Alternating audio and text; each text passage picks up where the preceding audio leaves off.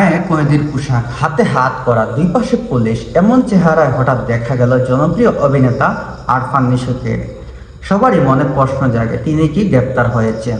সাজাপ্রাপ্ত আসামিরাই তো গ্রেপ্তারের পর কয়েদির পোশাক পান। তাহলে নিশো কি গ্রেফতার? তাহলে এমন রূপ কেন নিশোর? আসন্ন ঈদে মুক্তি পেতে যাচ্ছে বস খ্যাত অভিনয় সিনেমা দাগি।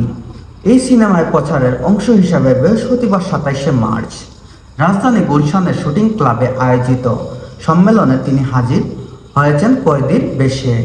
শাহিন সিরাজ পরিচালিত এই সিনেমাটি মূলত মুক্তি ও পাশ্চিত্যের গল্প নিয়ে তৈরি।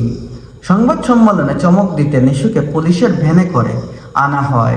এরপর হাতকড়া পরিয়ে অবস্থা মঞ্চে উঠানো হয়। পরিচালক শিহাব নিজের হাতেই হাতকড়া খুলে দেন এবং তাকে আসনে বসান। এই ব্যতিক্রম প্রচারণায় উপস্থিতি সবাইকে বিস্ময় করে। নির্মাতার ভারসাম্য অনুযায়ী দাগি সিনেমায় মূল চরিত্র নিশু জেরিনের প্রেমে বিচ্ছেদ এবং অনুশোচনের গল্পে তুলে ধরেন। এখানে কারাগারের বিষয়ে গুরুত্বপূর্ণ হয়ে ওঠে, কারণ জেলে দাগ একবার লেগে গেলে আজীবন ওই